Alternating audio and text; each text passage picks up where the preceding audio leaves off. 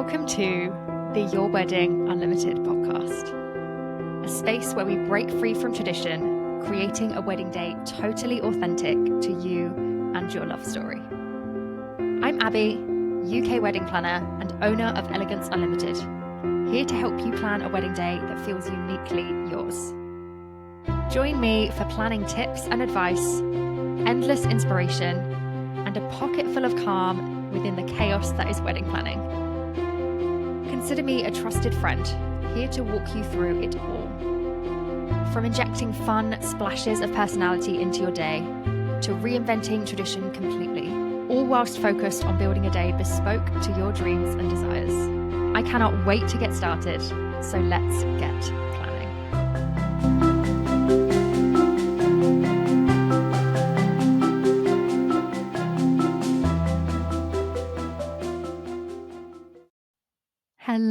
Hello. Welcome back, everybody, to another episode of the Your Wedding Unlimited podcast with me, Abby, your friendly neighborhood wedding planner. I'm here to help you with all of your wedding planning worries, all of your wedding planning woes. And as always, I'm going to get a bit gushy and tell you how freaking excited I am to be here recording again. My microphone's in the wrong place today. I'm a bit of a mess today, clearly. I'm all over the place, but I'm just so excited to be here. I love doing this for you. And I love how much you guys love this as well. The feedback that I'm getting from the podcast. I don't want to be that person, but I'm obsessed with you all. Truly. I love how much you love it. I love how helpful it is for you. I love hearing that you're listening to me like in your cars or whilst you're cooking dinner. It's wild, but I'm super grateful. So if you are new here, that's what you're in for. Everyone's loving it, so you're going to love it too. If you're not new here and you're coming back, I'm so grateful. Thank you so much. So that's out of the way. That's done. Welcome back. Episode 16. 16 episodes. It amazes me every week. Goes up by one and I'm shocked. But that's so many episodes. That would take me ages to listen to. And the episodes are getting longer and longer. I started off and I was like, yeah, there'll be 20 minutes, 30 minutes. And now I sit here and I look at the time and I'm like, I've been talking for an hour. I've got to go back through and edit it all. But yeah, if it's helpful for you, then it's so worth it for me and I'm really enjoying it. So thank you very much for coming. Thank you for joining. If you're loving it, as always, I'll say this now, please go and leave us a review. It really helps me to grow. Please listen to all the episodes, download them, save them, whatever the apps ask you to do. I don't know. I'm going to sound like such an old woman saying that, but they all do different things. And honestly, I haven't had time to look into it properly yet. I don't know what they do. Wherever you can leave a review, sometimes you can leave comments on Spotify. I've seen those and I reply to those comments on Spotify. I love those. Yeah, please do it all. Please share all the love. And if you want some extra inspo and all the other stuff, come and find me on Instagram, come and find me on my normal wedding planning page, come and join our Facebook group, come and join my email list, ask me to be your wedding planner, all of the above. I would be grateful for any of it. So as always, information in the show notes. Today, we're going to get cracking into an interesting one. And I'm excited about this episode, actually. A little bit of a history lesson today to start us off with, which I'm quite excited about. But today we are talking about the white wedding dress. The history of it, the myths, the traditions, where did it start? How did it come about? And we're also going to be talking about how to make it your own. Okay, so in a industry where there is just a sea of gorgeous wedding dresses, by all means, but they all look the same. That came out quite quickly, and I don't mean that. They don't all look the same, obviously. But there is an industry of wedding dresses that look very wedding dress vibes. Does that make sense? I want us to talk a little bit today about how to find your perfect dress and how to find something that feels like you if you're looking for something that's traditional, white wedding dress style, or if you're looking for something that's non-traditional, okay? We're going to go through both. You know me. I always talk about both sides of things. I'm just here to inspire. I'm here to encourage you and give you the options to do whatever you want with your wedding day. So you want to go traditional, go traditional. You want to go something different, go something different. I don't care. It's not my wedding day. The ultimate goal is that you are happy and then it feels like something that you're really excited about. So without further ado, let's get straight on into our main discussion of today, shall we? Now, I've been doing a bit of digging for today's episode, I guess, and I've done a bit of research into this before, where the white wedding dress kind of tradition came from, how it came about, what the history and the backstory is for that. But I've done some extra reading into that just to kind of refresh my brain for the last week or so in preparation for this episode. And I felt like I was at school again. Honestly, I really liked history at school. I did. And it's been a long time since, I've done a history lesson. I've really dove into history. For me, unless it's true crime or a bit gory and a bit gross, I'm not looking into much history these days. But this, for me, because I love weddings, was really interesting. So let's talk first about then, where did the white wedding dress tradition start? Because when you think wedding, you think white wedding dress. You think the big white wedding, you've got the gown, it's beautiful and it looks stunning. If you think of all the royals and royal weddings happening in the UK in the past few years, it's that white wedding dress. No one really veers away from that. So you're probably wondering, well, why do we wear white weddings? Where did that come from? Now, I thought it was really interesting to realize that historically, to a wedding, brides would wear any color. It wasn't the white wedding dress. They'd wear anything they wanted, or not anything they wanted, but they would typically wear their best dress. And whatever their best dress was, if it was blue, if it was pink, if it was red, black, blue, I don't know, maybe not black because wasn't that a color for mourning? I don't know. I haven't dove that far into the history. Either way, typically back in the olden days, people would wear whatever their best dress was to their wedding because of course you want to look your best. And when people didn't have much money and things were a bit tight around the purse strings, you'd wear whatever your best dress was to make the best impression on the day.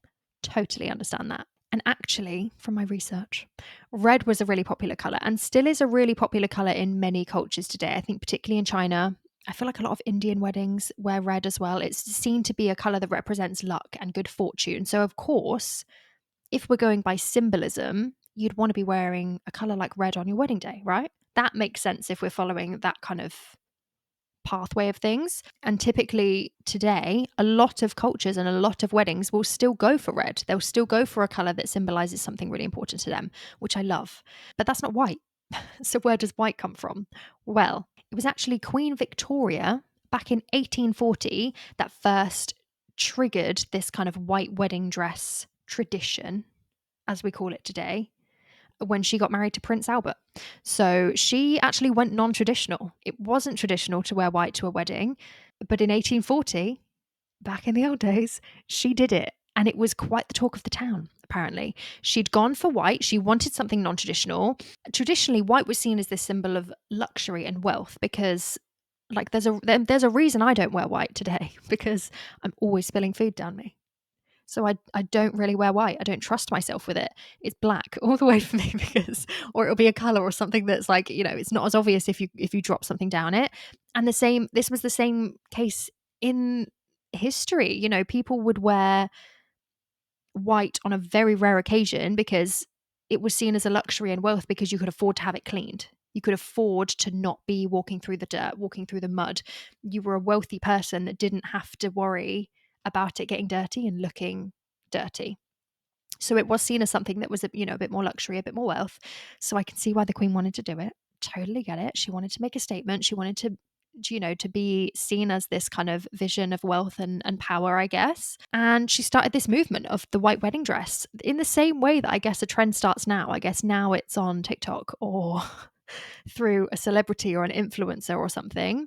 Queen Victoria was the influencer of the 1840s. That's what we're going with. She started this trend for the white wedding dress. She wanted something non-traditional for the time. That's what she went for. She went for something white. I think it was embellished and had lace and stuff. I've seen a picture of it. It was pretty fancy. And everyone was talking about it. Everyone was like, whoa, she's worn white to her wedding. It wasn't the norm. But in the same way that if you see someone do something that you really like or you're kind of a bit obsessed with, you're like, yeah, I'm going to do that too. Like when you see someone with a new handbag or a new coat and you're like, oh, I want to look just like them, so I'm going to get the same thing. That's literally how influencers make a living, right? Influencing people. So the Queen's done the same thing. She's influenced people, and as society, this is what I was reading anyway, as society got richer post World War II, this just seemed to spiral more and more and more and more. People were wearing white to weddings more and more and more. And then it became a thing. Now today, obviously us being born and having only been alive for the last 20, 30, 40, 50 years would have no idea that this didn't used to be a thing, because all we see around us 24/7 in Hollywood and celebrities and movies and online on social media is the white wedding dress. So for us, we've never known anything different, right? It's only when you start to then dive into the history of things that you're like, oh, this isn't what they used to do. But of course, as things did start to spiral, celebrities would hop on the trend, royals hopped on the trend. It became a thing that people did.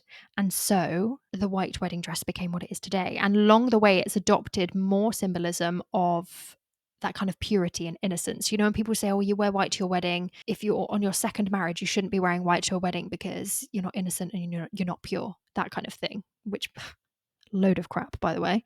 But that's the kind of stuff people would say, because the white colour had adapted the symbolism not only of luxury and wealth, but also now of this purity, this innocence. You're not being married, you're being kind of wed with a partner. And that's like now you fully becoming a woman.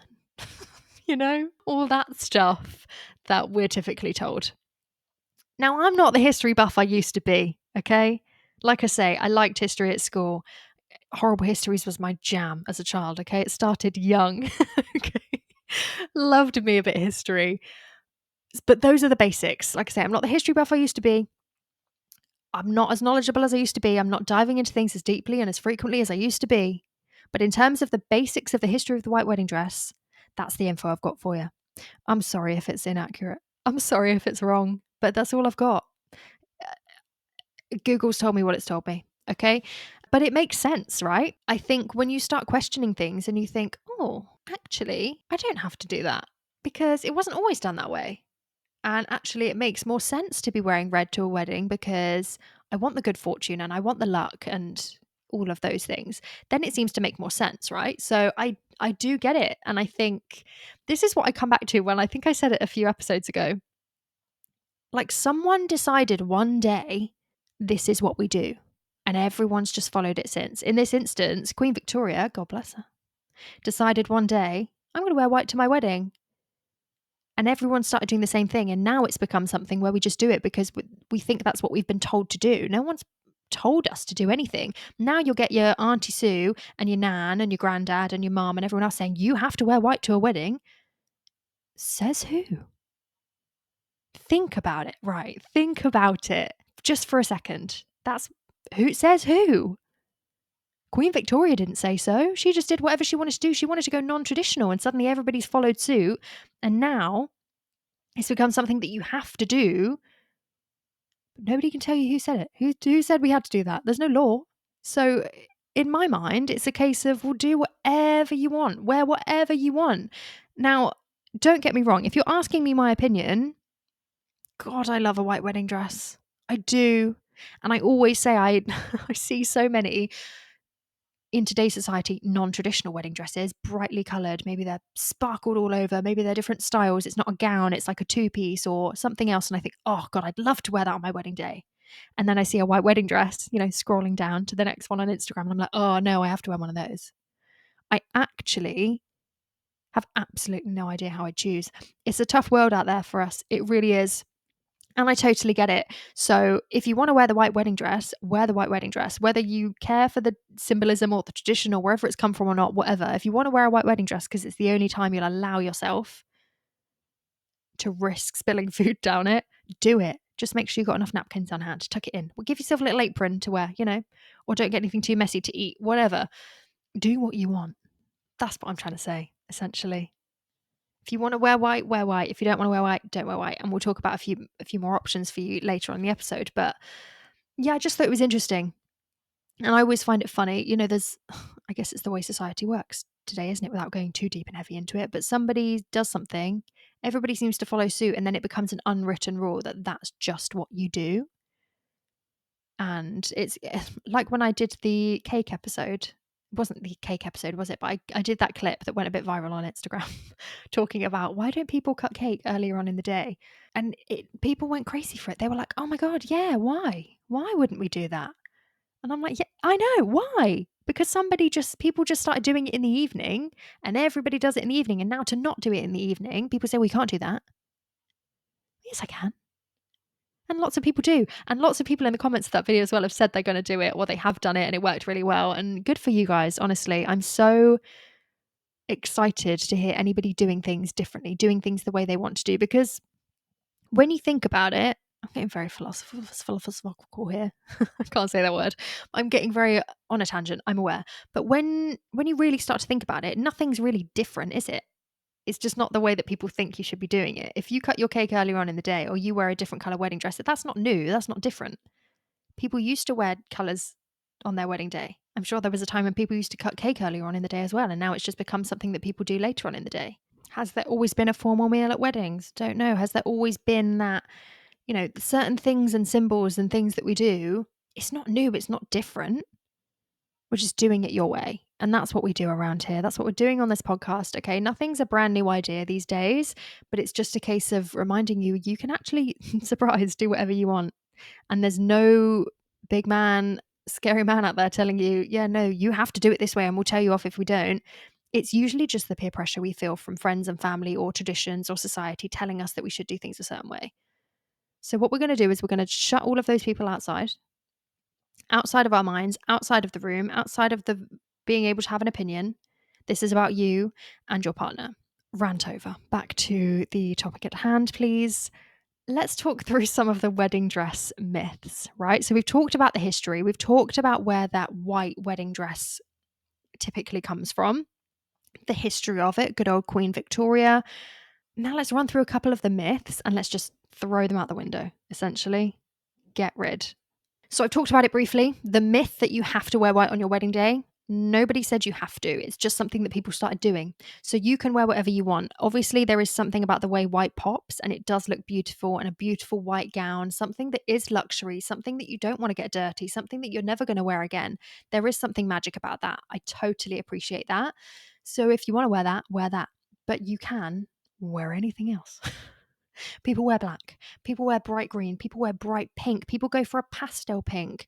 I think was it Reese Witherspoon's wedding where she did like the pastel pink wedding dress, and that was like one of the first, like, oh, it's not quite white. It's a bit different and it's beautiful. And people are then being like, oh, now I've got the courage to do something else. The bottom line is your wedding dress or your wedding outfit, whatever you choose to wear, should be an outfit that you feel you're most beautiful in, you're most confident in, and the most incredible in.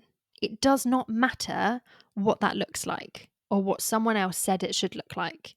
This is why sometimes I think don't take loads of people with you to go and try your dresses on if you're the kind of person that's really susceptible to other people's opinions. Just take a couple of people with you that you really trust and that you know will say, God, you look great in that. If you're going for something different and you think you want to go for something completely out there, then make sure you're doing things on your own terms and keep it a surprise on the day. And like I've said before, anyone that comes up to you on the day and says you don't look good in that should be kicked out immediately anyway. They shouldn't be there. No one's going to come up to you on your wedding day and say, oh gosh, that doesn't look good. And if they do, hopefully they're saying it behind your back so that you're not having to hear it on your wedding day. They're also just not a good person. Okay? It's nobody else's business what you wear on your wedding day apart from you. Let's make that very clear. Another wedding dress myth that kind of ties into the wedding dress and how, we're wearing things and the way the wedding day goes is that your partner can't see your dress or see you before the ceremony. This is a huge thing, right? And people get very like, oh my God, we can't see each other. We can't see each other. It's bad luck before the wedding day. I can appreciate where that anxiety and where those thoughts come from. I've never understood it personally. And when I was doing my history research for this episode, it reminded me, because I had read it before and I'd forgotten, but it reminded me that that's another old tradition that stems back to the days of arranged marriages, where they wouldn't let the bride and groom see each other in case the groom backed out because he didn't like what the bride looked like and they were arranged. So they just wanted to wait until the ceremony, the very last minute, so that he would be less likely to pull out. How rank is that, firstly? Secondly, why are we still holding on to this tradition in 2025? Oh my God, my partner can't see me on the wedding day. It's bad luck. It's not bad luck. It's just stemmed from something where they were scared that your partner was going to run away on your wedding day So they were too scared to show them to you. Hopefully by this point, you've met the person you're going to marry. Now, I'm going to like stop myself there and say, of course, arranged marriages still happen. I totally understand that. Totally respect it in its own right. If you're happy with that and you're comfortable with that, crack on. I don't know too much. I'm going to be perfectly transparent and say I don't know too much about weddings in different cultures and their processes, but I know that arranged marriages still happen. I also know that a lot of the time these days they've seen them before and they're still, each person in that scenario is agreeing to do that. So it's very much consensual. And often they will see them before and say, yeah, I'll get married to them. They might even meet them before. A very rare occasion, you're going to have not met your partner before you're walking down the aisle. I don't think they're going to run away at this point. And if they do, they're not your person. Okay? So I wouldn't worry if you're the kind of people, like some people get so anxious and so nervous and so stressed on their wedding morning that I've seen videos of people, they're having to like blindfold them or like hold each other's hands just around the door just so they can be close to each other and near each other because one of them's feeling so anxious and upset because they're so nervous and the anticipation of getting married is too much, but they're like, well, we can't see each other. Yes, you can. I promise you nothing bad is going to happen. And if it does, it's got nothing to do with that. I understand superstitions. I understand that type of thing. And again, don't get me wrong. I might very well choose on my wedding morning, I'm going to spend it apart. Don't want to see them, but I don't think if I did see them, I'd be like, oh my God, our wedding, our marriage is ruined. That's such a bad omen for our marriage. I think I'd just be a bit like, oh, I wanted it to be a surprise what I look like. And I think for a lot of us, that's what it comes down to these days, right? It comes down to it wanting to be a surprise for how magnificent and how amazing we look when we walk down the aisle. That's what it comes down to today. But it's not bad luck. I saw someone the other day, an Instagram video, again, it could be old, I don't know, where they'd like blindfolded the partner, the groom, so that his wife to be could come in and he wouldn't see her, but she did his hair. Like she did his hair the best. There's no one else he trusted to do his hair. So he had to blindfold himself so that she could come in, bless her, and not ruin the surprise of how she looked and still do his hair for his wedding day. And I thought it was so funny. But like there's ways around it. Don't get me wrong. If you're wanting to keep it a surprise and you don't want to see each other and you don't want to, you want to have that moment, I totally get it. It's really magical. But I just wanted to highlight where these traditions came from and where this stuff that panics people comes from, because people panic. They're like, oh my God, don't let him see me. And it's like, okay, well, he's not going to run away. Okay. He's asked you to marry him. He must like you. He must love you a lot. So don't stress. And if you want to keep that tradition in, you keep it in. Again, that's your choice. And there's nothing wrong with that. It's beautiful. It's magical. It's lovely. It's wonderful. This is just to say, if you're feeling like, oh, I just feel really uneasy about spending the morning apart and I'd rather spend the morning together. So many people do that now. So many people do that, and they'll have breakfast together and they'll have their whole friends and family there. His family, her family, or both her families, whoever like is getting married. They'll spend that time together, get ready together, and then they just go and they get married. And it's amazing. If you don't want that element of surprise and anticipation, it's going to stress you out. Don't do it. Again, no rules. So this is your reminder that you can do whatever you want on your wedding day. Every single tradition or rule has been made up by someone somewhere down the line, somewhere back in history. Someone's made it up, or someone's done something and everyone's followed suit. There are no rules. Aside from, as I always say, the legal bits. If you want to be legally married on your wedding day in your wedding ceremony, you got to follow a few rules for that. But everything else is up for grabs. You can do it however you want. You can change things up. You can do things differently.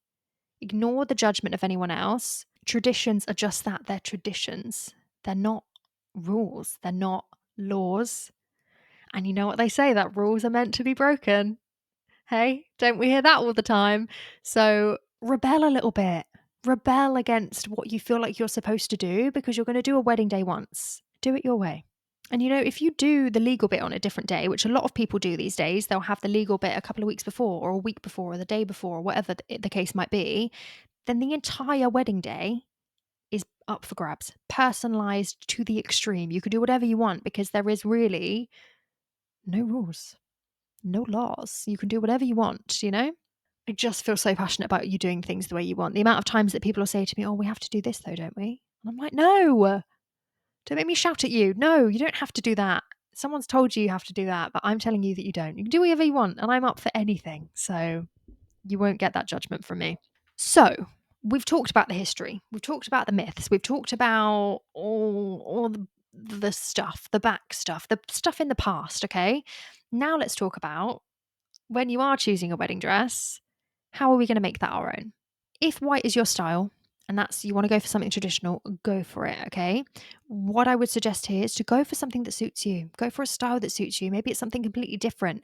Maybe you're making it bespoke. Maybe you're getting it done from scratch. Maybe you're just not going for a traditional ball gown white wedding dress, but you're going for something that's really detailed, really bespoke. Maybe the sleeves are really bespoke to you. Like we're so lucky that in today's society you can get anything personalized. Essentially anything can be personalized if you find the right supplier or the right company or the right place to do it for you. They'll do anything for you, so do it. And it doesn't have to be a white wedding dress. You could go for a shorter dress. A lot of people go for the midi style or even a mini wedding dress with like a really long veil. Looks fantastic, very modern, very chic. Love it.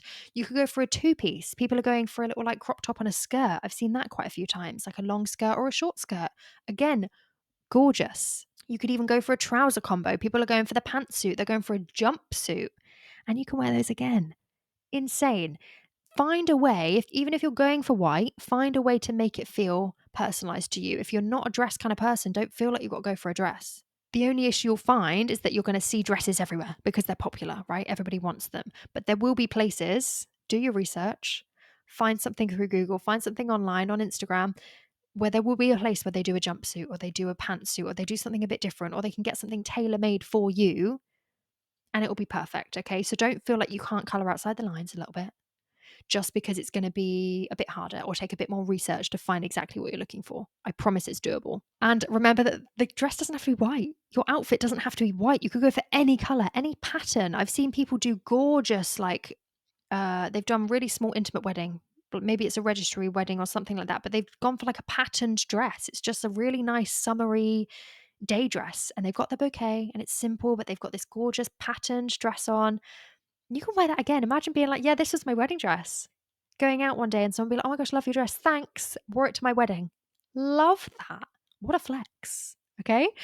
Or I'm getting excited now with all the ideas you could do. You could wear white to your ceremony. Say that you've got this in your head. And I know sometimes it's hard for us to detach from like what you're supposed to do because you feel like you're missing out, right? Oh, if I don't wear white for my wedding day, then when am I going to get to wear a dress like that? I totally get it. So maybe you want to wear white for your wedding day, do it for your ceremony, and then maybe change into something bright pink and frilly or patterned or sparkly. You can do more than one thing. You could have outfit changes every single hour of the day if you wanted to, if you've got the budget there and you've got the time and the patience for it.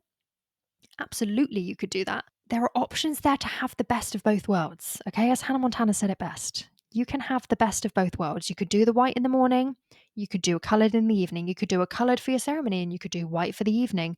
You can do whatever you want. You could wear white for your registry office wedding day and go for a nice fancy lunch, and then you could go bright and big and colourful on your wedding day. There's no rules, literally none. And I love that so much because doesn't that leave you with so many options? And that can be quite scary and that can be quite daunting. But oh my God, how exciting is that? To get to wear literally whatever you want, something so personalized and bespoke to you. That's just magic. I'm sorry. I just think that's so exciting. There's nothing better than finding an outfit you feel incredible in, no matter what it looks like. And I just find that so exciting. Try on different styles. Don't rush into any decisions. Sometimes you will try on a dress at your first fitting or an outfit and you just think that's the one, that's it. And maybe you know, and that's fine. And if you don't know and you need to do a bit more research, you need a bit more time to order in different styles or, whatever it might be, then do that. Okay. Don't just allow yourself enough time, but find yourself something that you feel incredible in. It's out there. If you're struggling, I promise it's out there. Just keep going. You will find the dress or the outfit of your dreams, but have fun with it. Life is hard sometimes, and it just seems to be getting tougher and more miserable and more scary by the day. The world we live in and the society we live in. So, if you are going to put your hard earned money and your love and your time and your energy into one incredible, amazing wedding day, please let it be something that makes you feel so excited, so incredible. Please break the rules. Please be a little bit rebellious. Please do things that feel right for you. I will preach it until I'm in my grave. Okay? Because it's your one day, your one special day. And it's not just one day. We've said that. It's not all that money for one day. It's not that, but it's one amazing wedding day, your launch party. You've got to feel confident doing it. You've got to feel incredible doing it. You've got to wear something that makes you feel insane. Someone commented, I think was it on Instagram or maybe one of my Spotify comments saying that they'd like settled for a dress and then they hated it. So then they went back and found something different. Yes, please do that. Please do that. If it's not right for you, the last thing you want to be feeling all day is, oh, I just wasn't quite comfortable. It just wasn't quite right. It didn't fit quite right. Actually, I didn't feel confident in myself. I didn't like the way that it made this part of me looked. Change it. If you've bought it already, then sell it and change it. Okay? Find something else. Please find something that you feel confident in. And there is nothing worse. We all know, we've all had those days where you've put something on and you go out and you think, oh, for God's sake, I should not have worn this. I'm uncomfy. I'm not comfortable. It's digging in all the wrong places, or this strap keeps falling down, or this is too tight here. And I'm now feeling conscious that everybody's staring at that part of me and I don't like it. Wearing the wrong outfit on your wedding day is going to be just like that. And you've got cameras on you 24/7. You've paid people good money to come and take pictures of you all day. If you hate how you look, that's going to reflect in every single picture in your video. It's going to reflect in everything. And then you've got that forever. You're getting pictures taken so that you can look back on them forever, bear in mind. And you hate how you look. No, we're not doing that. Sorry. No, we're not doing it. Find something that you feel incredible in. If you're struggling or you need support, reach out to your friends, reach out to your family. Oh my God, DM me on Instagram and I'll give you a pep talk. Or listen to this episode again if you need a pep talk, okay? We're doing things for us. We're finding things that make us feel incredible. We can love everyone else, but also tell them very kindly to leave us alone and butt their big noses out and let us make our own decisions. That's perfectly acceptable. Okay, so I've gone off on a tangent again. I'm really sorry. I was like, this is going to be a short episode. No, still going to be a good old 40-minute natter. But yeah, I think I've said everything I need to say. Now, I hope this has been helpful. I hope this has given a bit of insight. I found the history of the white wedding dress thing really interesting, actually. And I would love to do a bit more research into the history of weddings and, where they first began. I guess some of that could probably get quite dark as well. But the fun side of the traditions of weddings and history and where things came from. If you would like me to do more episodes like that, please let me know. I will probably be researching it anyway. So if you want me to turn it into a podcast episode, let me know and I will definitely do that for you. If you have more questions, let me know. And I want to know what you're wearing on your wedding day.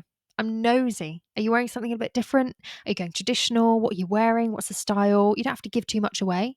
And please don't, oh my God, please don't share pictures with me like for public to see. Don't share those like in the Facebook group or online or anything, because I've seen in Facebook groups, people are nasty. People are so nasty in those Facebook groups where people are asking for wedding planning help and tips and they're sharing things. People will go on there and say, I found my wedding dress today. And they'll share a picture of it. And then some people are so nasty, they'll go and find like that person's fiance and send them the picture. They don't even know them. They just like, some people are just nasty. So please be careful if you are sharing things that you would like to keep private and, a secret from your fiance until the big day. Please don't be sharing anything online because people are dicks sometimes. Okay. So please be careful. If you want to share anything with me, you can. I promise I'm never going to send it to your fiance. So you can send it to me. I'm safe hands. Okay. If you want to DM me anything, but just don't leave anything in the public sphere. Facebook group, I don't think you can do it visibly. You can't put pictures in comments on Instagram, can you? Either way, don't do it. Just send it to me private. But if you want to, I'm nosy, so please show me.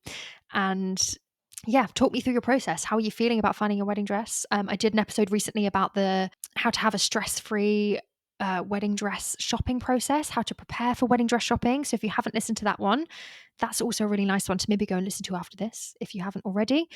just to tie yourselves into that wedding dress process. But yeah, hopefully this has been helpful for you. Thank you so much for listening. I'm grateful for you always. Come and find me in all the other spaces, Instagram, Facebook group, email list, all those things. Information is in the show notes. I'm really, really excited to hear more about your wedding days and how you're getting on. And in the meantime, have a great week. Happy planning. And I'll speak to you next time. Bye. Thank you for listening to the Your Wedding Unlimited podcast. I hope you're feeling inspired and excited to create your dream wedding day and those lasting memories. Don't forget to hit that follow or subscribe button so you never miss an episode. I'll be back next Wednesday with more tips, advice, and inspiration. In the meantime, don't be a stranger. Come and find me on Instagram and TikTok at Your Wedding Unlimited, where I share even more wedding ideas and behind-the-scenes insights. You can also watch these episodes on YouTube at Your Wedding Unlimited. And if you're looking for even more support, come and join my private Facebook group, Your Wedding Unlimited. It's an amazing community of fun and authentic engaged couples, packed with extra tips, advice, and insights to guide you along your journey. If you have any questions or need more info, you can DM me or send me an email at yourweddingunlimitedpodcast@gmail.com. All links and details will be in the show notes. Until next time, happy planning!